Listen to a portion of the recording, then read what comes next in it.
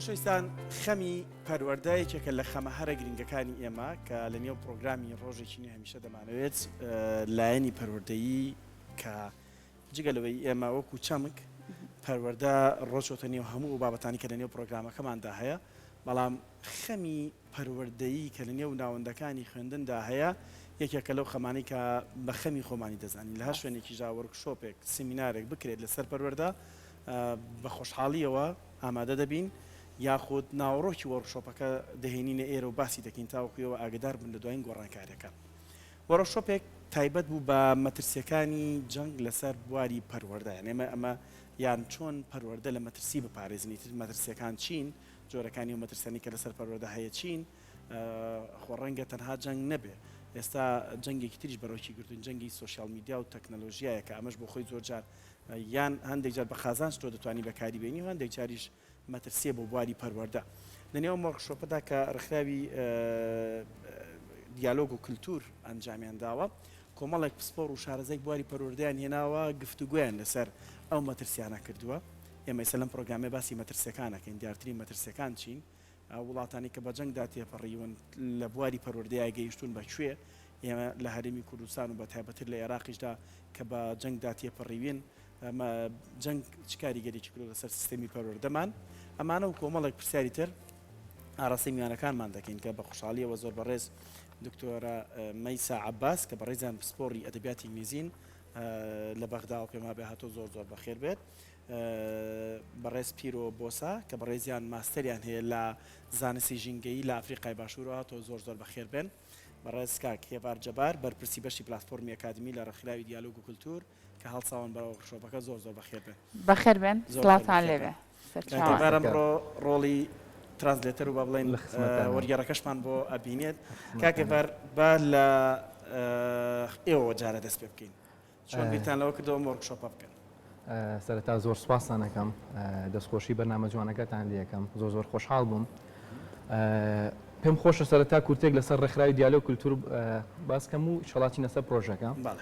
ڕێکخراوی دیالۆگ کولتور ڕێکخراوێکی ناحکومی کۆمەڵگەی مەدەنیە کە لە ساڵی 2015 دامەزراوە و ئەم ڕێکخراوە پردێکی پەیوەندی کار دەکات لە نێوان هەموو لایەنە جیاوازەکان، واتە کار دەکات بۆ لێک نزیکردنەوەی بیر و ڕاجیاوازەکان لە یەکتر لەسەر بنەمای ڕێز خۆشەویستی و یەکتر قبولکردن و خۆی لە حەوت پلاتفۆرما دەبینێتەوە کە یەکێک لە پلاتفۆرمەکانی پلاتفۆرمی ئەکادیمیە و ئەم پرۆژەیەش پاراستنی پەروەردە لە مەترسی ئەچێتە ژێرچەتری و پلاتفۆرمەوە.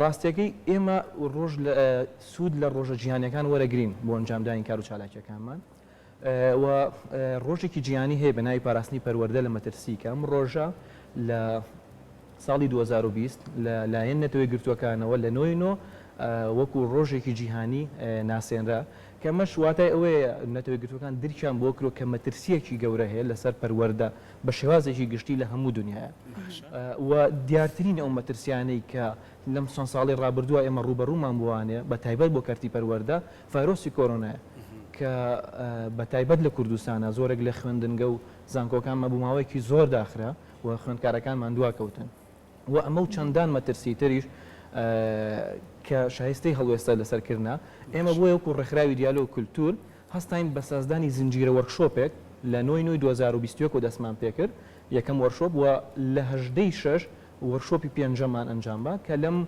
وەرکشۆپانەیە هەوڵمانە هەموو لایەنەکان بەشدار پێ بکەین، مامۆسایانی زانکۆ، بەرپرسانی بواری پەروەردە، ڕێکخراوەکانی کۆمەڵگەی مەدەنی، بەڕێوەبەری قوتابخانەکان، هەموو ئەمانە چۆنڵی لە تێڕوانێکی جیاوازەوانێ بێن لەسەر چەمکی پەروەردە قسە بکەن و ئەو مەترسیانە چییە لەسەر پەروەردە و چۆن بتوانین ڕێگە چارەیەکی ئەکادیمی و دروستیان بۆ بدۆزینەوە.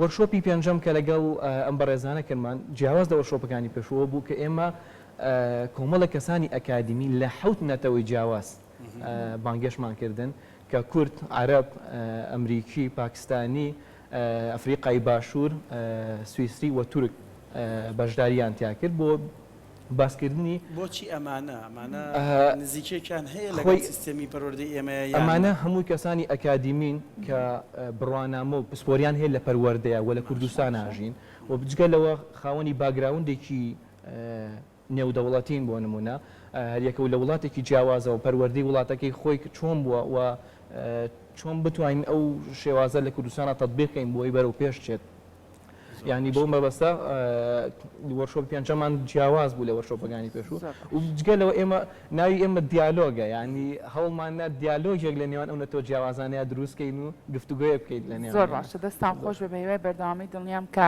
کاریگەری زۆر باشی هەبوو ئەم وەرکشۆپانە ئەمێ لە بەڕێز پێرۆ من دەست پێ بکەم بە حکمەوەی کە بەڕێزت باس لەوە کرد لە چەندەتەوەیەکی جیاواز ئێوە هەوڵتانیاوە ئەو کەسانە بانگێشت بکەن بووی کە دیالۆگ بکەن لە پەروەردەیە لە سیستمی پەروەردەیە پرسیاری ئەوم هەیە لە بەڕێز پێرۆ پێی بڵێ بزانی جیاوازی سیستمی پەروەردە ئەوەی کە ئەم بینیوێتی و درکی پێکردووە لە کوردستان لەگەڵ ئەفریقای باشوورە چ جیاوازیەکی ئەم دوو سیستمە So Mr. Puri, like they are asking you education system in South Africa compared to Kurdistan, like how it is similar, how like what are the differences? So if you just make the comparison between South Africa and Kurdistan in education, what will you say?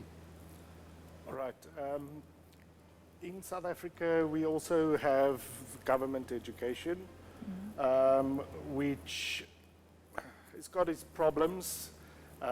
Same, I think, as government education in Kurdistan. It compares very well. It's very similar. Where the private education in South Africa is a lot more advanced than private education here in Kurdistan, and I think that is where the school I work at, Sabas Shorifat, comes into play, where we want to bridge that gap between the differences in the government education and private education. ئەڵێ لە ئەفریقای باشووریش قوتابخانەی حکومی هەیە کە ئەڵێگە بەراوردیکەین بە ئێرە تقریبان هەمان ئەو کێشانەیان هەیە کە لێرە لە کوردستان هەیە یعنی ئەڵێ زۆر هاوشێوەن بەڵام ئەڵێ چۆنڵی پرایڤەت سکوڵەکان یاخود تایبەت زۆر زۆر پێشکەوتوترێکە لەوەی کە لە کوردستانە هەیە یعنی ئەڵێ ئێمەش وەکو بەڕێوەبەری مەکتەبی شویفاتە نێودەوڵاتیەکە ئەڵێ ئێمە ئەمانەوێ لێرە لە ڕێی بۆ مەکتەبی شویفاتەوە ئەو بۆشاییە ئەو جیاوازیە نەهێڵین ینی ئێمە بمانەوێ ئەو مەکتەبە تایبەتانش لێرە یاخود کارکن بۆ حکومیەکانیش بەرەو پێشی بەرین وەکو چۆن لە ئەفریقای باشوور هەیە باشە سیستمێکەیە کە خوێندن ینی سەبوون من لای ئێمە بە خۆڕاییە لە کوردستان بە خۆڕاییە لە ئەفریقای باشووریش ئاوهای یادنا بۆ منە تایبەتەکان ئێستا زۆرێک لە خانەواتەکان ئێمە ئەو گلەییان هەیە لە زۆر جاڵان سیستمی پەروەردە بۆ ئەو جیاوازیە دەکات بۆ جیاکاری دەکات لەگەڵ خوێندنی تایبەتدا بۆ منداڵەکان کە لە خوێندنی تایبەت بە پارە دەتوانن نمرەی باش و خوێندنی باش و فێری چەندین زمانی تریش بن بۆ لە نێو خوێندنگە بۆ باوای بەو زمانە بڵم بەلاشەکان وانە ئەم جیاوازیەمان دەرکیان پێ کردووە ینی دەمانەوەی تر بۆ ئاقارەیە بڕۆین زۆر باشە like they are asking about each is it free or is it like cost has cost like we have in Kurdistan? and he said that we Kurdistan have this issue the difference between governmental and private schools Those who can attend the private schools have access to learn better education, have like learn more languages, but it is costly. You know, it comes with lots of money. So, like, how to solve those problems as well? All right. So in South Africa, our government education is free, and there's also this gap between private education and government education. And one of the ways that we can bridge that gap is with projects like our PPP schools that we have here in Kurdistan that is run by Sabas and is very, very successful. Where it's a government school, but all the kids are educated, the students are educated in English and preparing them for private sector, not just to work in government. So working more in those type of plans and bringing those plans into place to bridge that gap is very, very important. Because the gap will just increase more and more and more. And government schools, government universities, currently in Kurdistan most of the students will work eventually in government and will struggle to get into the private sector. Where in South Africa, our government schools and private sector prepare them better to work all over the world in any sector. الله چۆن لی بۆشایەک هەیە لە بینی قوتابخانەی حکومی و تایبەتەکان و بە هەمان شێوە زانکۆی حکومی و زانکۆی ئەهلیەکانیش بەڵام ئەڵێ ئێمە وەکو سابیس هەوڵی ئەوەمان ناوە کە چۆنڵی خوێندنێکی فری بۆ ئەو خوێندکارانە بە شێوازێکی گشتی دابین بکەین و ئامادەیان بکەین بۆی کە چۆن لە پرایڤەت سکوڵەکانە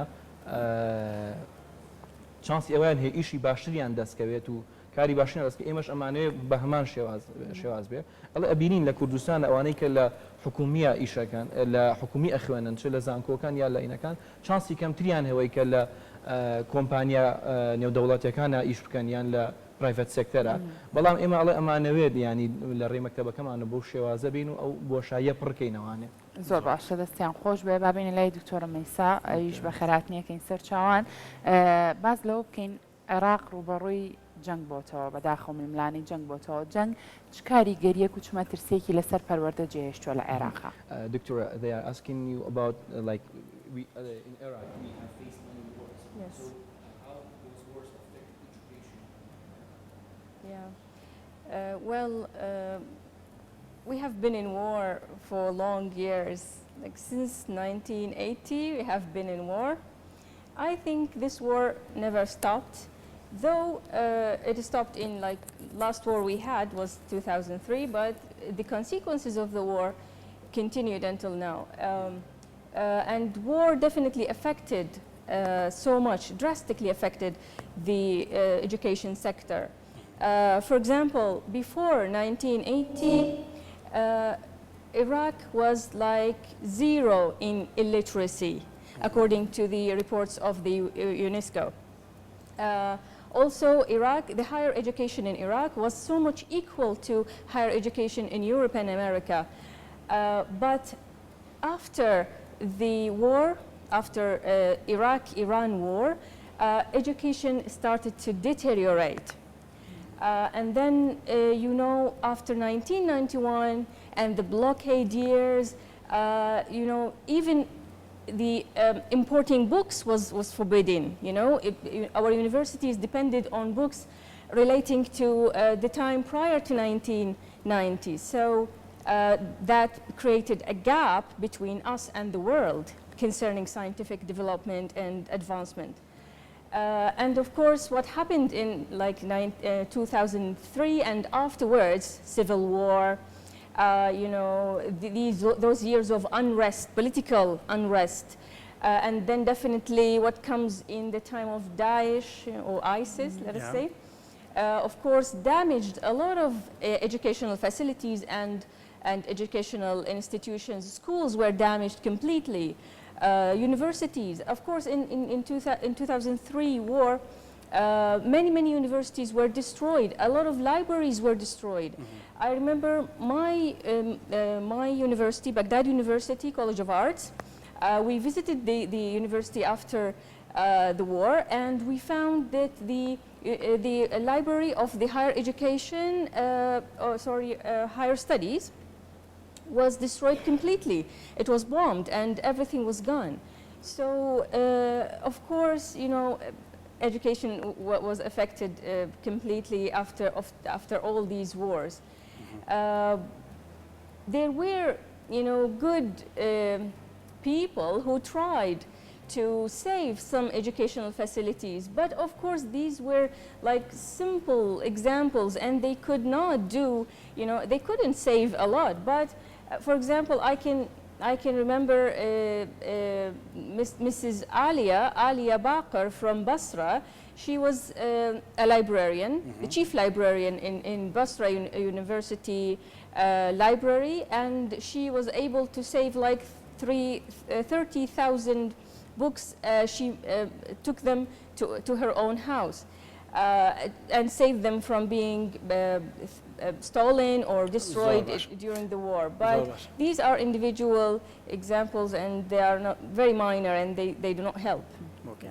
بە تەرجەمەی کە باسی ئەوەشکین کە زۆر باش. کاریگەریانی کە باسێکا لە سەرجەنگی ڕمەیسا بە داعش لەسەر شوازێکی گەشتی باسیەوەی کرد کە پێش هەشتاکان ئەو پەروەردە و پەروەردەی کە لە عێراقا هەبوو هاوشان بوو لەگەڵ ئەوەی کە لە ئەوروپا خوێنرا یعنی هیچ فەرقێکی نەبوو بەڵام لە دوای هەشتاکانەوە بەهۆی شەڕی ئێران و عێراق دواتریش لە دوای 2023 ئەو شەڕە ناوخۆیانەی کە ڕوویە و دواتریش بە هاتنی داعش کاریگەری زۆر خراپی هەبوو لەسەر پەروەردە ینی ئەڵێ ئێمە لە ڕووی پەروەردەوە زۆر دواکەوتین بۆی ئەو جنگانەوانێ خانی خوێندریەکانی لێکەوتەوەکو باسی کرد باسیەوە کە کتێبخانەکان لە کاتی شەڕی داعشە زۆرێک لە خوێندەکەمان بۆن مەتەقێنراوەتەوانە باسی زانکۆکی خۆیە کە ئەڵێ کە کتێبخانەکەمان سووتێنراوە لە بەغا بەڵام ئەڵێ ئەو خاتونە هەبوو ئالێ باقر لە کاتێ و شەڕێ ئەڵێ ینی هەوڵێک هەیە بۆ پاراستنی کتێبەکان و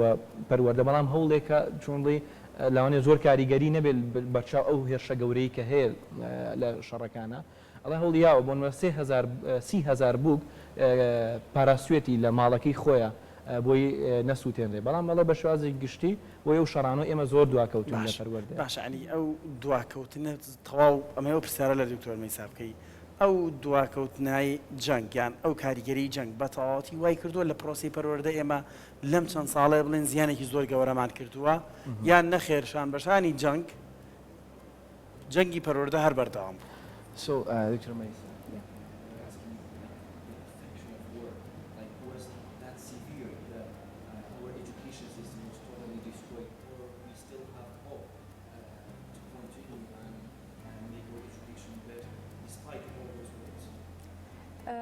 That's a good question.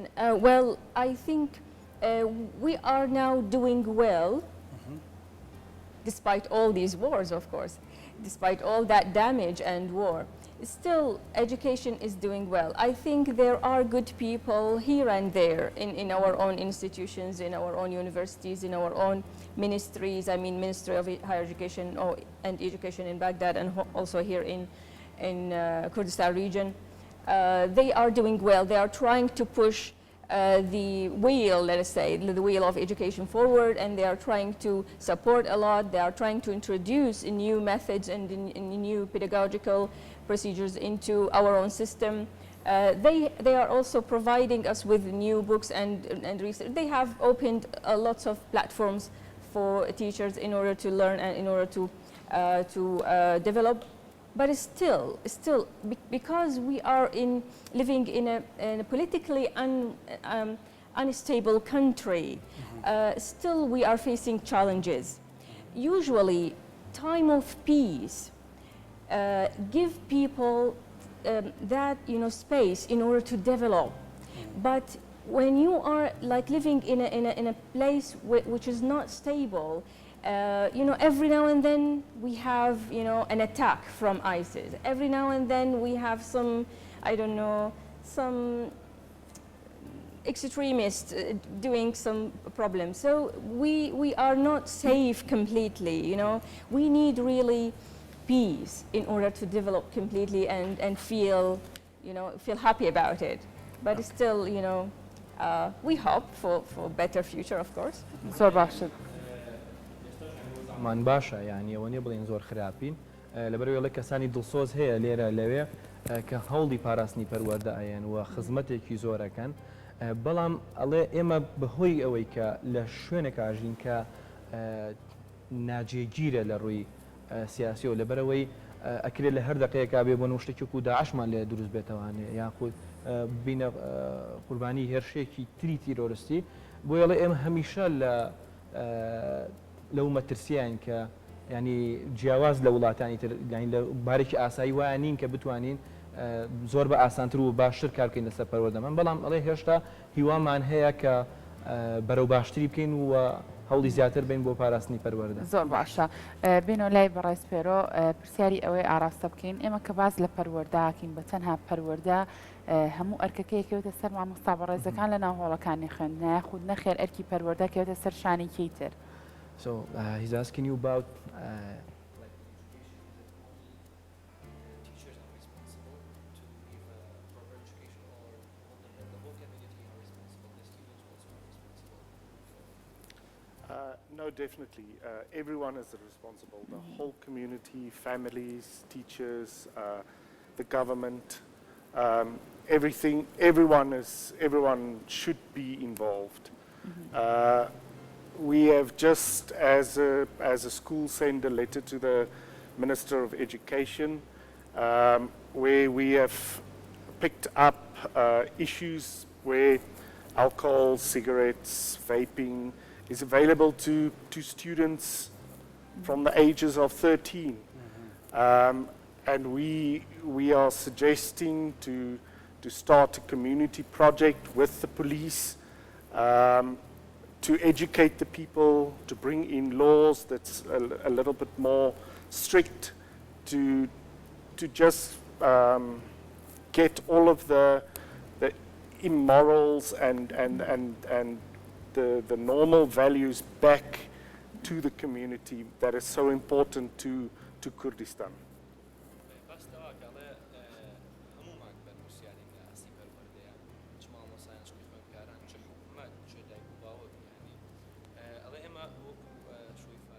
ئەبینین خوێندکارەکان جگەرە و ڤەیپ و مەوادی کحول ئەخۆنەکەڵێ ئێمە پەیوەندیمان کردووە ناممان نردووە بۆ وەزارەتی خوێندن کە هاوکارمان بن لە ڕێگریکردن لەمەیە و پەیوەندیمان هەیە لەگە پۆلیسە بۆی ئەم شتانە چۆڵی بەیەکەوە هەم ئێمە وەکو مەکتەب هەم ئەوانیش وەکو لایەنە قانونیەکە ڕێگریکەین دەوێت خوێندکارەکانمان بۆ لایە بڕۆن ینی بۆی لە کۆتایان بە قسەدەکەی ئەوەیە کە هەمومان بەرپرسین لە ئاسی پەروەردەیە هەر کەسە و لە شوێنی خۆیەوانێ باشە هەر پرسیارەکەی لانە بە جۆرێک تر لە بەڕێز پێرۆکەم سیستمی پەروەردە ئێستا تاکلایەنەیە تەنها لە مامۆستا و ئاڕاستەیە بۆ خوێندکاریان خوێندکاریش دوو لایەنەیە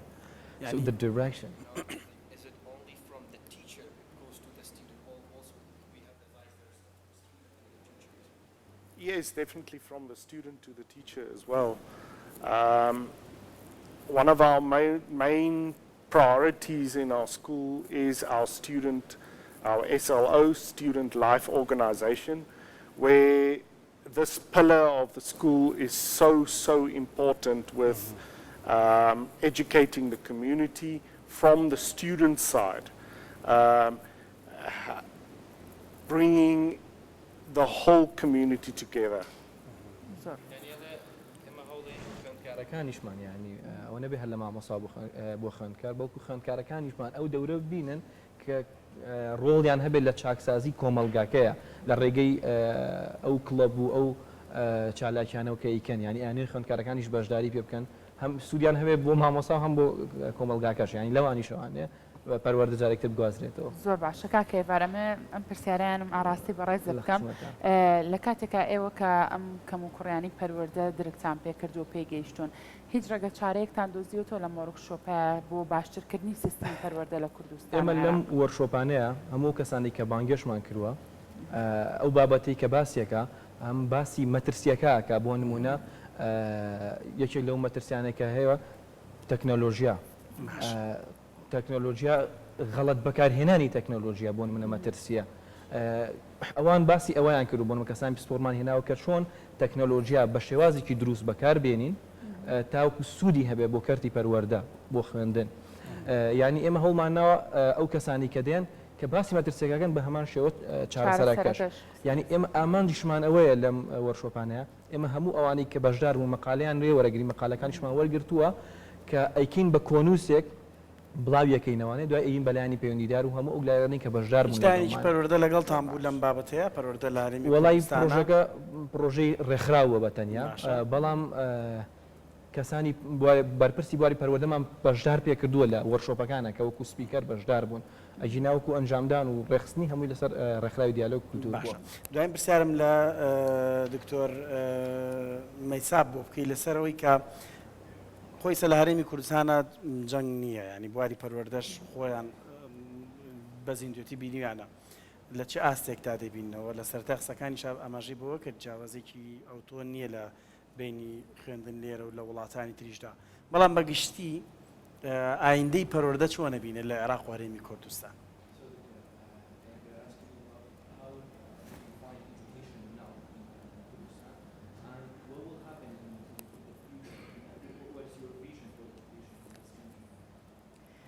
Yes, I think the situation in Kurdistan is much better because I think we have been in let us say, relatively stable situation here.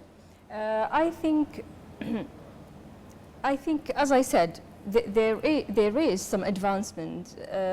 I think even teachers themselves nowadays, they find that, for example, the ministry is monitoring their activities, so they try always to develop themselves and they try to make their performance better year after year. We are witnessing that in the university as well. Each one of us is trying to become better than last year, you know. Also, we are trying to find better methods, better pedagogical procedures in order to reach our students and to make education a better experience for them.